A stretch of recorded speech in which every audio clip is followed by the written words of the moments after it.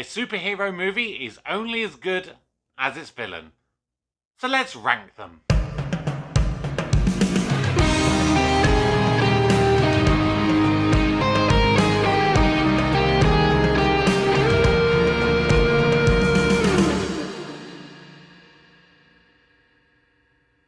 Hello everybody, welcome to the channel. My name's Kevin, I am a geek, and you are watching Kevin the Geek. If you're new to this channel, welcome and please consider subscribing. If you're returning, welcome back. As we're about to begin Phase 5 of the Marvel Cinematic Universe, I thought it would be a good idea to try and rank all of the villains. Now I'm going to do this in two separate videos. I'm going to do one video where I rank all of the main villains, and then a different episode to rank the secondary villains of the movies. Now, for these two videos, I am only going to do from phases 1 to 3. So that's basically everything that is to do with the Infinity Saga. I'm not going to do phase 4 at this time, partially because I've not seen everything in phase 4 as of yet. There are a couple of things that I have missed. But also, I don't really remember a lot of them very well, because I was a bit ill for some of them as well. So for now, this will just be phases 1 to 3. Once I've done all of my reviews, which will be coming up later this year, and I've completed everything, I will re-rank them and include all of those other villains from phase 4. But for now, I have 21 main villains to rank. So let's get started. At number 21... from Thor the Dark World, Malekith. Now I do feel quite bad for putting this one at the bottom, but I feel that this character was bland. It wasn't very memorable. The only reason that I remember the character is because it was portrayed by Christopher Eccleston. And I feel that Christopher Eccleston deserved a lot more from this character. In number 20, from Guardians of the Galaxy, Ronan the Accuser. This is another character that just lacks memorableness to him. Very bland, very boring.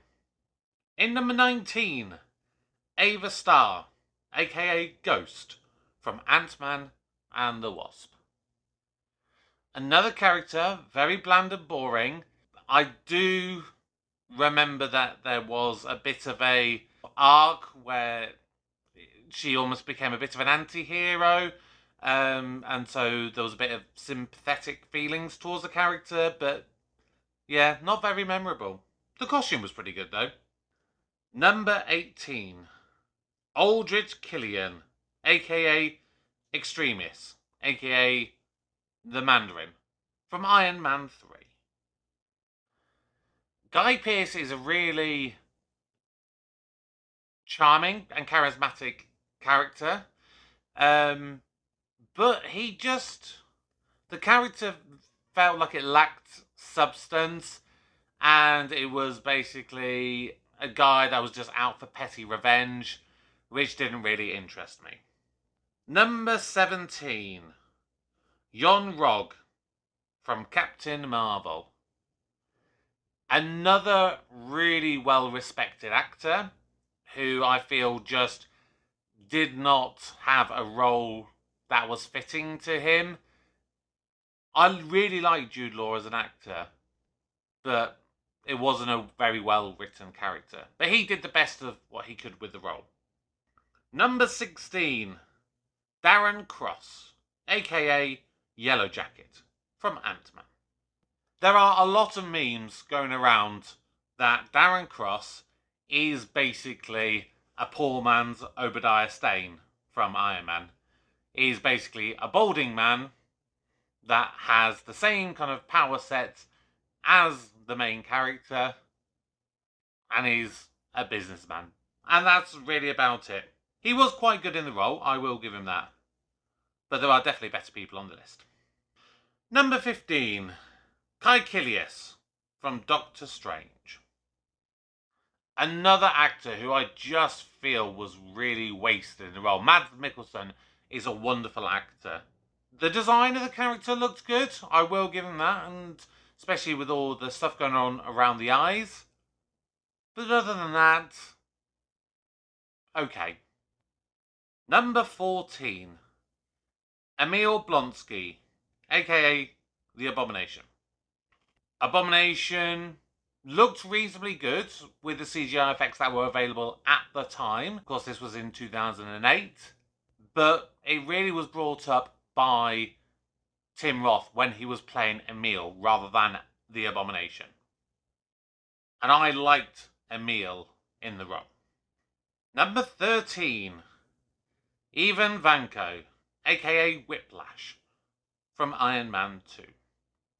I feel Whiplash gets unfairly slated by a lot of the members of the community.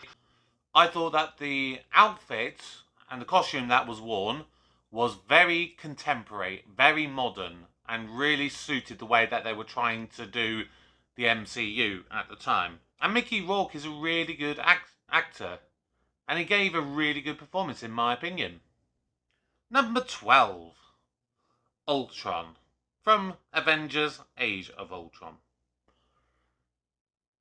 I feel that with Ultron, the CGI could have been a little bit better in this, but James Spader had a really good voice for it. I think it was a really good casting. He felt quite commanding with just his voice alone, and that's a very tough achievement. Number 11, Red Skull, from Captain America, the First Avenger. Hugo Weaving is such a distinctive actor with a distinctive voice that I felt, on balance, after rewatching this recently, I feel it was almost overshadowed by the Hugo Weavingness of the character. It was good and it was portrayed well, but it felt more like I was watching Hugo Weaving playing a role rather than just seeing Red Skull. Number 10, Hela from Thor Ragnarok. Now, the second of only 2 female villains on this list, and I really do feel that there should be more female villains. The villains have suffered in the same way that the female heroes have, that there isn't enough female representation. But Cate Blanchett did a really good job with the role that she was given. She was very commanding, very convincing, very believable. The only thing was I wasn't a huge fan of the big massive horns on the head. They just looked a little bit off compared with the rest of the costume. Number 9, Ego, from Guardians of the Galaxy Volume 2. Now, Kurt Russell is a fantastic actor and did a really, really good job in this role, being very charming, very suave and convincing as someone who wanted to be a father to Peter Quill. However, for me, I feel what let him down was when he got angry. I felt that it turned into a bit of a slogfest as a action sequence, and I would have liked a little bit more emotion to the actual conclusion. Number 8, Obadiah Stane, aka Ironmonger, from Iron Man. I feel that Jeff Bridges was the perfect casting choice to play Obadiah Stane. And as someone who wasn't overly familiar with the character at the time that I watched it, the plot twist and the reveal that he was behind the entire plot all along, that was a big deal. And I really liked it. I feel that the ending could have been done a little bit better and the kind of final action sequence, but everything leading up to it, it was good. Number 7, Adrian Toomes, aka Vulture, from Spider-Man Homecoming. I really didn't know what to expect from Michael Keaton when I heard that he was going to be playing a villain as I was always so used to seeing him in a hero role, such as Batman. But he was so good at being the upstanding citizen of the community. And I tell you what, that little scene when Peter was taking his date to the prom, and there is Adrian as the dad, and they have that little scene in the car. Michael Keaton is so good at the subtle stuff, but I feel that that is what helped make this character shine. Number 6, Quentin Beck, aka Mysterio, from Spider-Man Far From Home. I really didn't think that this character would work in the MCU. It's something that you think would be great in comics and cartoons and video games. I didn't think it would work on screen, but boy was I proven wrong. And Jake Gyllenhaal was amazing. I obviously knew the plot twist was going to come with this particular one, but it was still nonetheless such a powerful plot twist.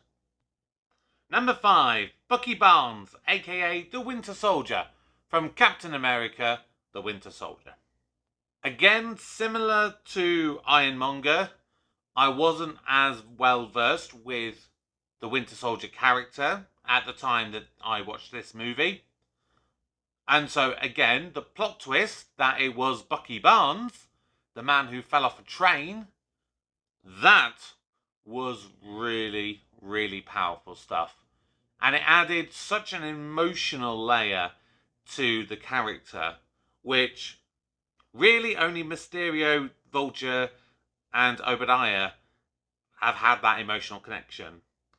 The others, not really so much. Number 4, Helmut Zemo, from Captain America Civil War. This one really surprised me, because I knew a little bit about the character and knew that he wasn't really a powered villain. And I like what they really did. They really honed in on the emotional aspect of this character. And Daniel Bruhl played him phenomenally well. And I really liked that he wasn't the one doing everything. He was a man behind the scenes and planting all of those seeds to cause the breakup of the Avengers. And he achieved his goal splendidly. And in third place on this list, with number 3, Eric Stevens, aka Killmonger. What I will say is I loved this character. I thought it was a really bad decision to kill him off, and I really think they could have done more with him. Hopefully they find a way to bring him back, particularly with the passing of Chadwick Boseman, because I feel that there could be a really good story to tell with this character still moving forward. And the ideals and the ideology that was presented with this character, to put it in such sharp focus with the protagonist, oh, brilliant, brilliant character. Number 2, from Thor and the Avengers, Loki. Now, as Loki is a villain, I can only really consider his appearances in the first 2 movies. Because after that, with Thor 2, Thor 3, and the Avengers movies, and then of course his TV series, he is then more of like an anti-hero. Whereas in Thor and the Avengers, he is a full-blown villain. And he is amazing at the role. He is such an antithesis of Thor. Thor is big and bulking and brawny, whereas Loki is lean, he's hungry, he's determined in the way that Thor isn't. And it shows such a stark contrast between the two. And Tom Hiddleston was so good at being absolutely charming that I never initially imagined he would be villainous. I thought he was going to be a bit of a side character and a friend of Thor's. But that just shows you how good of an actor Tom Hiddleston really is. But there can only be one person for first place. He's big. He's mean. He's purple. He's got a nutsack for a chin. He is Thanos. Thanos was phenomenal. Really phenomenal. From the little amounts that I knew of him in the comics, I wasn't quite sure how his translation to the big screen and the world which Marvel had created, I wasn't sure how it would work. But it was done brilliantly. The CGI effects looked incredible, and you could tell how much work had gone into it. I do feel that his second appearance in Endgame wasn't as strong as his appearance in Infinity War, but that is a minor point there. He is a behemoth, and the fact that they made him destroy the Hulk within his first appearance, that showed you the size that you were dealing with him as a character and his actual physical size. Because at the time, everyone's perceived strongest and biggest hero was the Hulk. To see a character that is literally as tall as him, but can blindly beat him to a pulp, that showed you how strong he was. And that was just him as a normal being. Then, of course, he has all the quests with the Infinity Stones. And I liked everything that they did with him. And Josh Brolin was amazing. And so, there you have it. There is 21 villains ranked from worst to best for phases 1 to 3 of the Marvel Cinematic Universe. Like I said, next week I am going to do the secondary villains from each of those same movies. There will be slightly more. There will be 25, not 21. That's because a couple of movies have more than one secondary villain, and so I kind of felt I had to add them in there. What are your thoughts on my ranking? Please let me know in the comments down below. I would love to know your thoughts. Please do remember to subscribe to the channel if you're new.